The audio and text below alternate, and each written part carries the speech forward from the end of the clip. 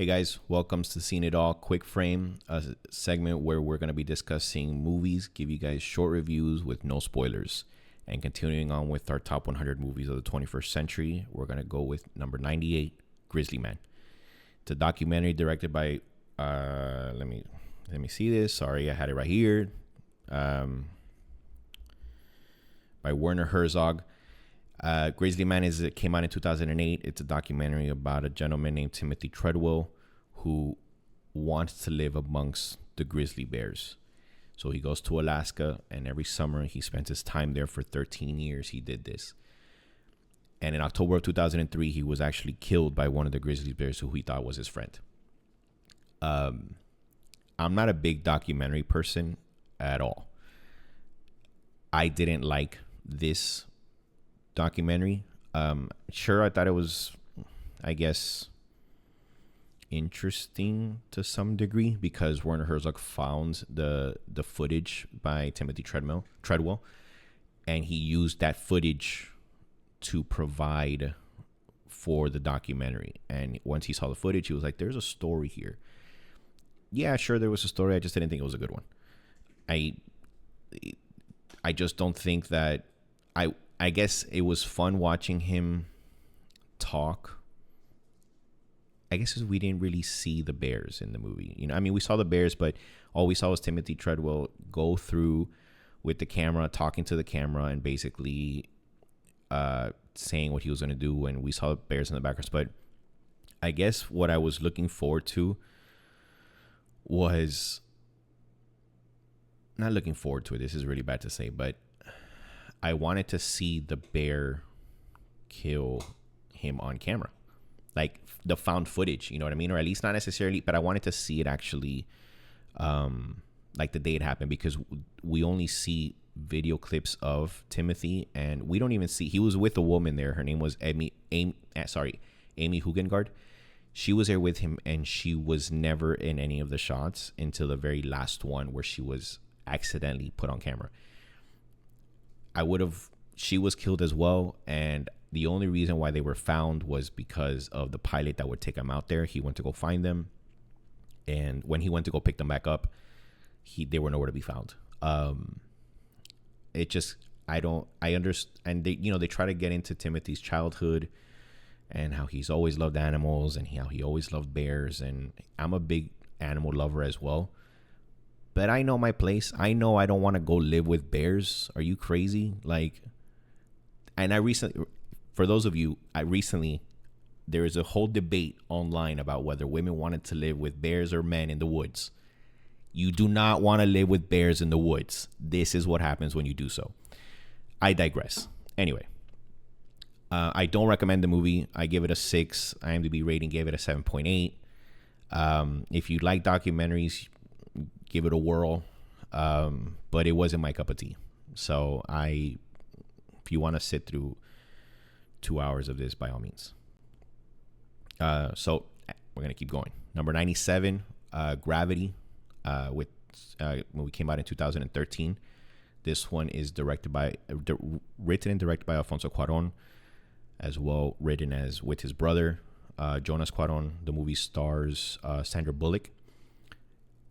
George Clooney is in the credits, but he doesn't star the movie. Just so you know, he's in the movie for like 5 minutes. The movie did win 7 Oscars, including Best Director. Basically, the movie is about Dr. Ryan Stone, who's Sandra Bullock. They go on a mission she goes on a mission with George Clooney, who is her co-astronaut. And basically, the mission goes completely wrong and she gets stuck in space, which is probably one of the scariest things that could ever happen to anybody. Me, who is afraid of the unknown, having to be stuck in space in the abyss of nothingness, terrifies the complete shit out of me. So I was feeling a sense of anxiety throughout this film.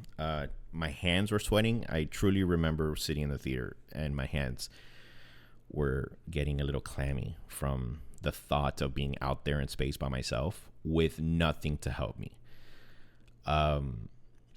I completely recommend this movie It is one of the best space movies that I've seen.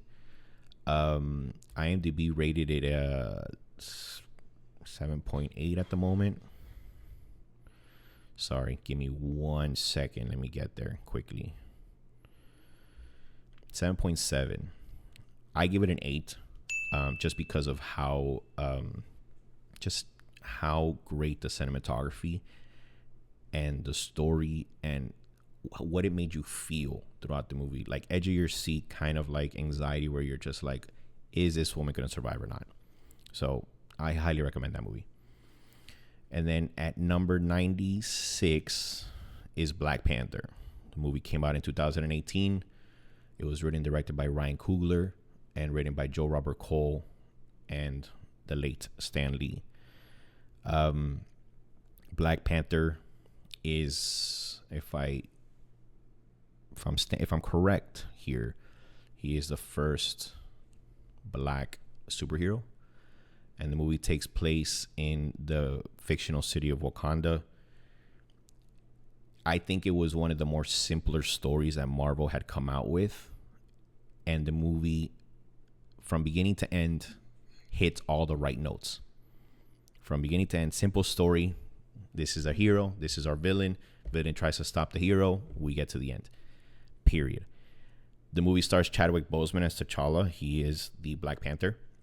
But he wasn't the standout role here. To me, Michael B. Jordan, who plays Killmonger, the villain, and Chadwick Boseman's sister, Letitia Wright, who plays, I forgot what her name is in the movie. She plays his sister, but hang on tight, guys. Don't go anywhere. Stay here, please. Give me 1 more second. She plays Shuri.